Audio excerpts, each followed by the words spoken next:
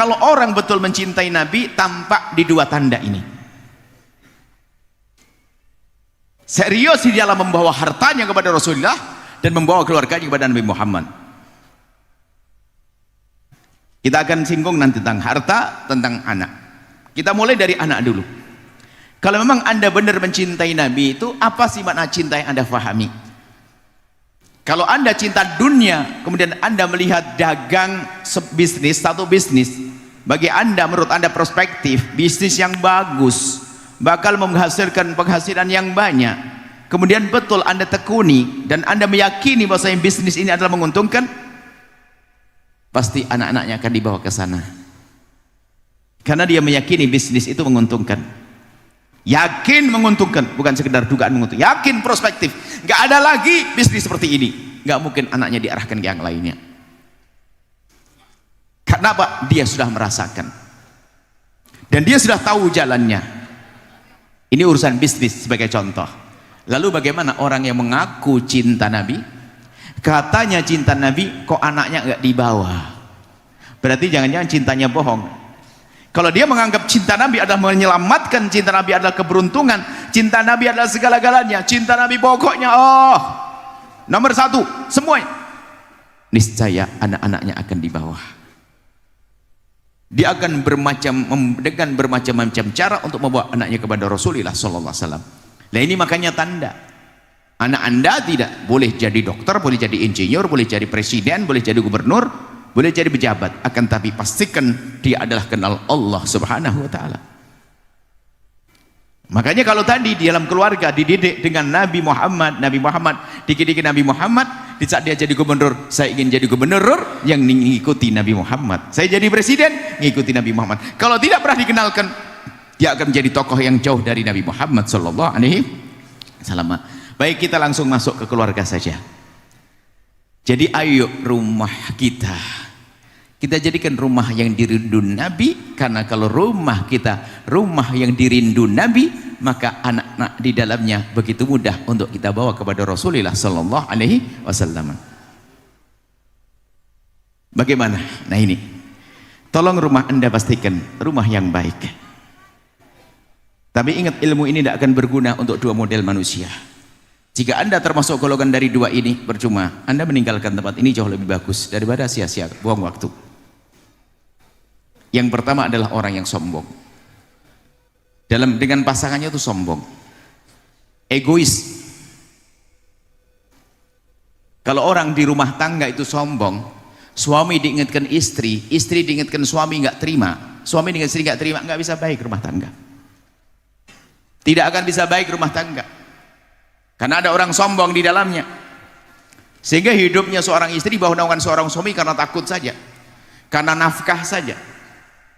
Sehingga ada seorang istri, masya Allah, kalau ketemu suaminya tuh masya Allah tampak patuh, tapi takut, tidak dengan cinta. Mana hidup indah dengan takut? Suaminya itu bukan sesuatu yang bukan orang yang mengagumkan, tapi orang yang menyeramkan, monster. Ada dalam hidup semacam itu, ada tidak? Kenapa suami jadi monster? Ada seorang suami itu paling takut sama istrinya, karena kerjaannya marah, dikit-dikit marah, cemberut 16 hari. Saya pikir orang yang gampang cemberut orang yang paling tidak cerdas dia. Mohon maaf, ini rumah tangganya semacam itu. Dia sebenarnya diingatkan suami. Kalau suami diingatkan seorang istri, kadang-kadang kayak yang suami dungu, diingat istri, abang nggak boleh gitu bang, langsung benteng, diam kau, banyak ngomong, atau langsung banting pintu keluar.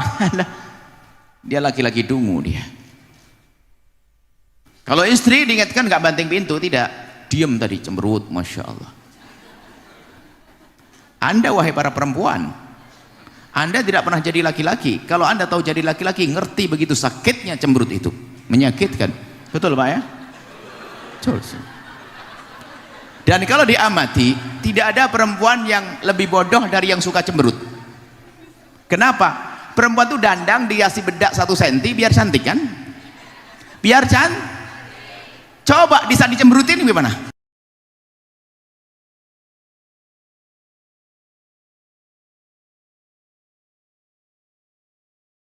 Lagi cemberut, hilang cantiknya, suruh ngaca. Makanya sudah dandan capek-capek cemberut lagi. Bukankah dia perempuan bodoh? Saya berani ngomong gitu karena di sini nggak ada yang bodoh. Kalau ada yang bodoh satu pun nggak berani saya, takut dilempar saya. Cerdas ya? Tidak pernah cemberut? Yakin? Laporan nanti. Maksud kami ini pertama adalah rumah tangga. Jadi kalau orang sombong tidak bisa. Diingatkan sama suami marah, diingatkan istri marah, tidak akan berjalan hidup. Kenapa? Akan tertutup komunikasi. Sehingga seorang istri mau minta sesuatu yang nggak berani. Mau ngusulkan nggak berani karena suaminya adalah monster, istrinya wewe gombel. Naudzubillah hidup ini. Tolong anda, kalau anda merasa punya sifat sombong, runtuhkan, karena kalau tidak berguna ceramah kita hari ini. Kemudian yang kedua, orang yang tidak mau berubah menyerah dengan watak, kadang nyalahkan suku. Memang saya dari sononya gitu, kenapa kamu mau dengan saya? Terima apa adaku ya. Berubah dong kalau sudah nggak bener. Mata watak kasar. Kadang-kadang nyalakan, oh saya kan orang Sunda, Batak, orang Madura. Nyalain suku wong yang jelek dia. Saya ketemu orang Madura lembut. Saya ketemu orang Batak lembut ada. Saya ketemu orang Sunda lembut, yang kasar juga ada kan? Ada, semuanya ada. Lah kok nyalahkan orang? Jadi orang yang suka nyalahkan, menyerah dengan watak. Memang saya begini. Iya, sudah tahu begitu berubah dong. Kan bisa. Kita berubah menjadi lembut dengan menata hati, menata emosi. Dua orang ini kalau ada dalam kehidupan Anda, rumah tangga tidak akan bahagia. Capek. Baik, kemudian setelah itu kita masuk. Yang pertama, pastikan di dalam rumahmu tidak ada yang saling merendahkan. Merendahkan, mencaci, mengolok dan sebagainya. Biarpun dengan cara yang sangat halus, merendahkan halus, mencaci halus, mencaci terang-terangan. Kenapa? Mohon maaf, biarpun pakai kata lembut, kalau mencaci nggak enak. Ayang, aduh pakai ayang. Ayang, iya sih bang, iya ayang. Kenapa sih hidung ayang kok gitu?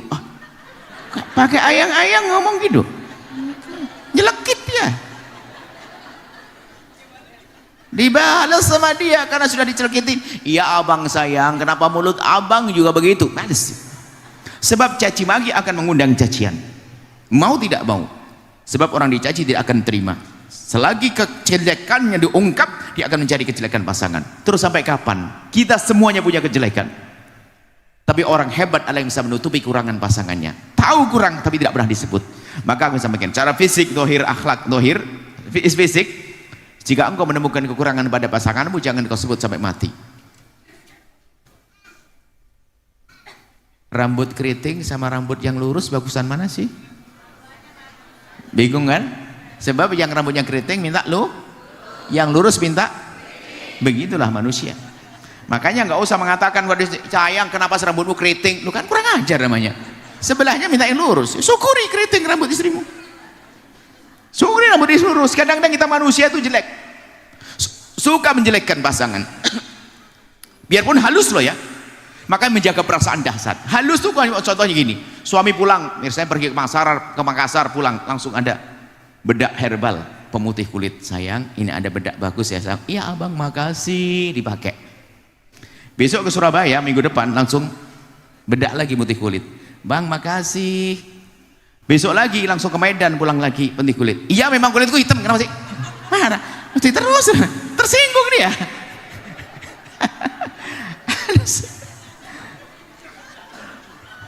Kurang lebih begitu. Maksudnya menjaga perasaan itu dahsyat, orang istimewa. Dan kekurangan jangan dicari setelah menikah. Kadang setelah menikah mencari kekurangan.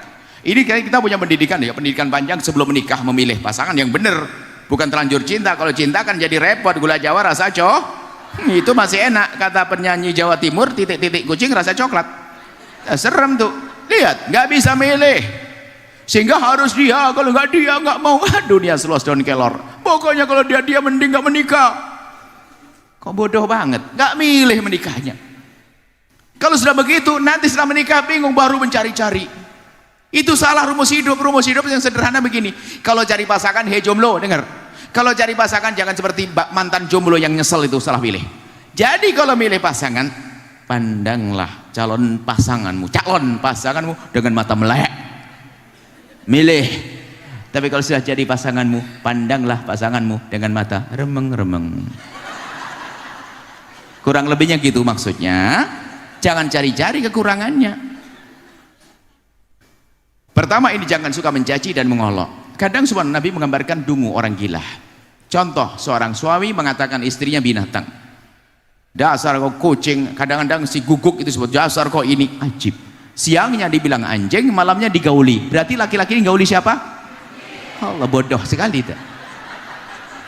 Nah, hakikat ada laki-laki bodoh. Nabi mengatakan orang ini bodoh, gila.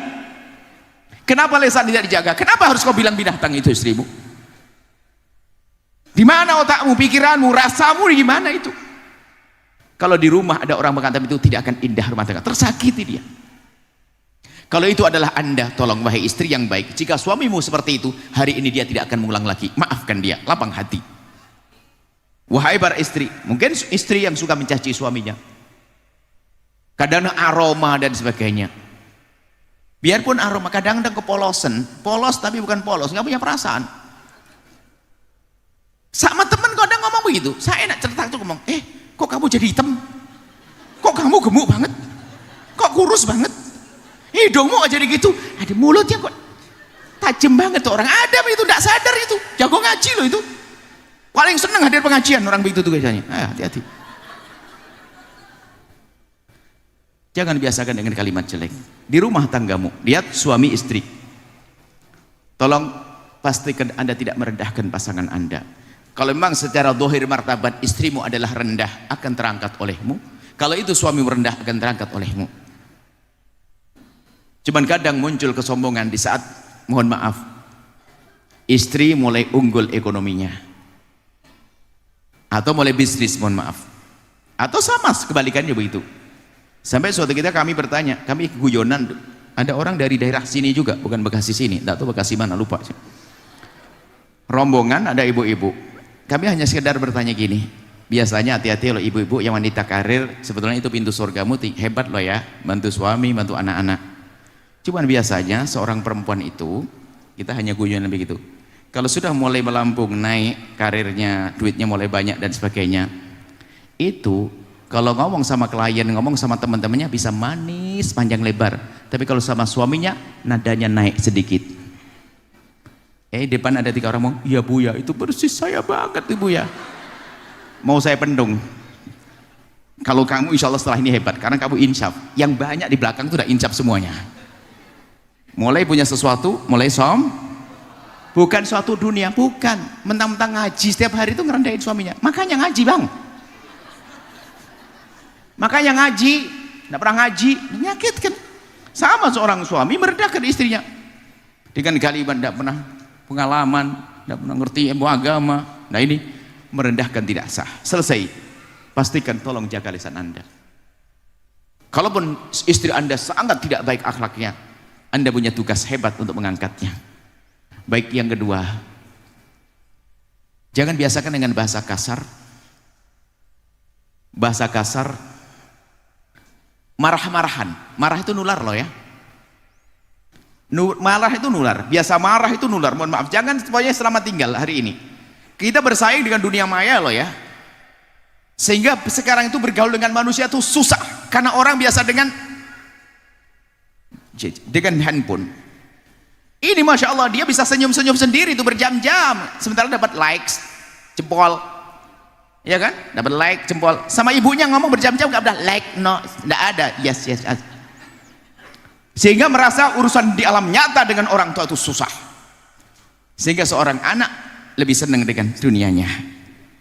Sehingga di saat dengan manusia, wah, adanya sumpek, makanya menjadi orang semakin hari semakin terkunci, susah berkomunikasi. Lihat yang punya anak suka handphonean, mengarah ke sana nanti. Sehingga senyum susah, ketemu orang susah, lebih asik di dunia maya ini. Nah,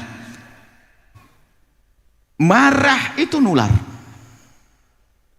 Marah itu nular. Seandainya gini, Anda punya suami marah kepada pembantu atau pekerja, lagi marah dengan pekerja, yang dimarahi pekerja, Anda di depannya, Anda mesti ke bawah-bawah ikut marah. Kenapa? Bergolak di pikiran Anda, kalau saya tidak ikut marah nanti dianggap saya ngegrup ke dia. Oh iya, terus gimana bang? Oh iya, ikut marah. Padahal yang dimarahi orang lain, apalagi yang dimarahi kita.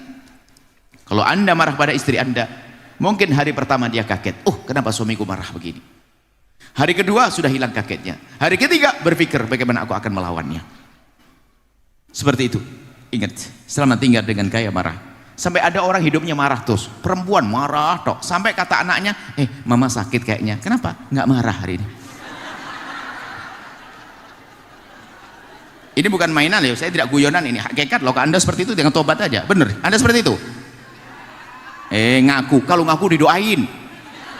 Ngaku. Ngaku itu. Enggak, hakikat tolong, jangan biasa dengan gaya marah kayak ini. Tujuannya apa ini? Untuk menjadikan rumah kita rumah yang layak untuk tumbuh anak-anak dengan baik. Saya kasih gambaran loh ya. Suatu ketika ada anak Anda, anak muda umur 16-17 tahun, keluar dari kamarnya, melihat ayah ibundanya di meja makan cubit-cubitan dan suap-suapan. Sang anak kembali ke kamarnya dengan memejamkan matanya, bersama pejaman mata yang sesaat itu akan masuk ke dalam dirinya bermacam-macam. Oh, ibuku mengagungkan ayahku. Oh, ayahku menghormati ibuku. Oh, ayahku kompak. Oh, ayahku, masuk di dalam otaknya bermacam-macam. Sehingga terus bergolak di sini. Berarti aku nggak boleh macam-macam nakal sama ibuku. Kalau aku nakal sama ibuku, ayah pasti marah. Macam-macam. Tapi begitu sebaliknya. Coba begitu sebaliknya. Anak tetangga.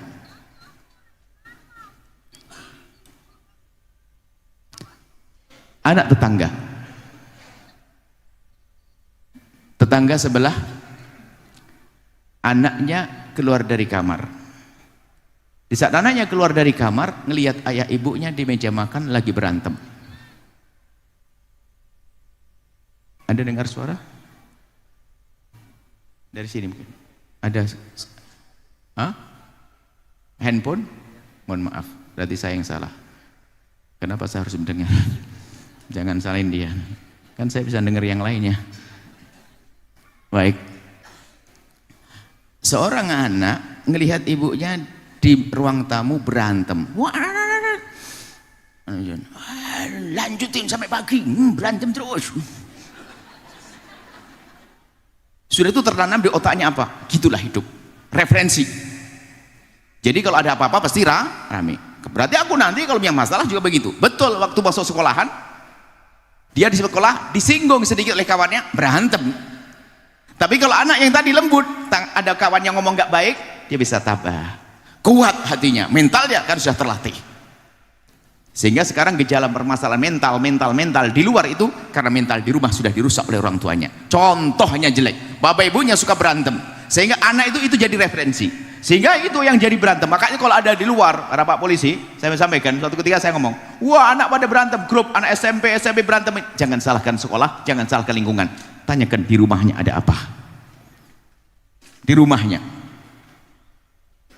Kemudian coba itu, kemudian dia punya masalah sedikit di sekolahnya langsung berantem, atau tersinggung marah angkat suara, karena di rumah sudah dididik seperti itu. Belum setelah menikah, biarpun suaminya sangat baik, dia perempuan, hidup di keluarga seperti itu, keluarga suka marah, keluarga ini, dia menikah dengan laki-laki yang sangat soleh, sangat baik, luar biasa, cuman dia tetap manusia. Di saat salah sedikit saja dia tidak ngerti, padahal ada maaf ya, padahal ada lapang hati, cuman dia tidak ngerti seperti itu, marah juga. Suami yang semula baik tiba-tiba dilabrak. Ayo, hari itulah mulai kehancuran. Terus generasi selanjutnya, generasi berantem. Anda bayangkan lagi coba, kenapa anak-anak mangkang hari ini? Dikasih tahu ibunya susah, kasih tahu ayahnya susah. Jangan salahkan dia, mohon maaf, kalau seandainya Anda beri contoh, ini hakikat. Di saat Anda, wahai istri yang solehah, diingatkan suami Anda yang nggak boleh seperti itu, kan haram kata Nabi, nggak boleh. Anda dengar teguran dari suami langsung Anda noleh, Anda dekat, apalagi dilihat oleh anak Anda melihat bahwasanya Anda ditegur oleh suami Anda, ternyata ada bergegas mendekat sang suami sambil Anda kecup keningnya, abang terima kasih, ini suamiku bener nih, tambah ganteng deh, berani ngingetin aku. Begitu sebaliknya seorang suami diingatkan sama istrinya, abang jangan bisnis itu lagi dong bang, kata ustadz kan haram tuh, takut tidak berkah kita semuanya. Anaknya dengar, tiba-tiba mendengar situ ayah noleh, mama yang luar biasa, sini. Istrinya mendekat sambil dikecup keningnya, sayang ini baru istriku, aku kira kamu dulu itu cantik, ternyata sekarang tambah cantik karena kamu mengingatkan aku. Mohon maaf. Coba di saat anak melihat ini, kejadian semacam ini, apa yang terjadi di otaknya? Kalau aku diingatkan harus seperti itu. Coba tetangga sebelah, di saat ibunya diingatkan sama suaminya, yang nggak boleh begitu, alamak gini aja bang, gitu aja lah. Direkam sama sang anak. Suatu ketika sang anak di saat diingatkan, dia akan ngomong apa? Memang gini aja, kenapa sih? Marah. Jadi membangkangnya anak kadang banyak belajar dari sang orang tua. Ini contoh sederhana. Kalau sudah rumah seperti itu, bagaimana akan kita bawa kepada Rasulullah? Kemudian selanjutnya, tolong di rumah Anda biasakan Anda hadir dalam kehidupan anak-anak Anda. Ini masa keluarga. Kemudian dalam hadis Nabi, yawaddu law ra'ani, yawaddu ahadum law ra'ani bi ahlihi, ini keluarga, wa malihi, dengan hartanya. Ini sedikit kita pungkasi dengan hartanya. Tanda cintamu kepada Nabi Muhammad yang punya tahta, jadikan tahtamu untuk Rasulullah. Jadikan hartamu untuk mendekat kepada Rasulullah sallallahu alaihi wasallam. Maka siapapun yang diberi oleh Allah kelebihan, pastikan yang punya jabatan untuk mendekat Rasulullah. Yang punya harta, jadikan hartamu untuk mendekat pada Rasulullah sallallahu alaihi wasallam. Tentunya tidak kita hadirkan saat ini karena waktu. Insya Allah bertemu di lain waktu, insya Allah. Siap? Mesra di rumah? Kalaupun Anda ingin melakukan kebaikan, ada kesepakatan, mohon maaf. Bangunkan sholat tahajud itu baik loh bu. Tapi istrinya sok bakal langsung gebyur suami, kan marah. Tapi kalau ada kesepakatan, yang bangun dulu mercikan di muka ya, yang bangun dulu. Seperti di pondok itu saya budayakan. Di pondok itu kalau ada anak ngantuk, disemprot pakai ini. Itu kalau pakai kesepakatan anak marah. Tapi kita kasih tahu bahasanya nanti akan disemprot oleh gurumu ya. Kalau disemprot kamu ucapin terima kasih, lumayan nggak usah ke toilet, lumayan nggak usah ngambil air gitu ya. Langsung. Jadi setelah kita coba, setelah itu besok sudah nggak marah lagi. Karena apa? Sudah dikasih timah. Ada komunikasinya. Jadi kalau ibu membangunin suami pakai mercikan air, jangan dengar kalau Ustaz. Kan Nabi kalau membangun istrinya, mercikan di wajahnya. Langsung pulang ngaji praktek malam-malam. Tendang sama suami. Nggak pakai tanya. Baik, yuk kita buat indah deh. Akan indah semuanya. Baru Anda menemukan, oh itulah hidup. Hidup yang indah di dunia hingga kelak di surga. Setelah Anda menyaksikan video ini, jangan lupa berselawat kepada baginda Nabi Muhammad sallallahu alaihi wa alihi wa sahbihi wasallam.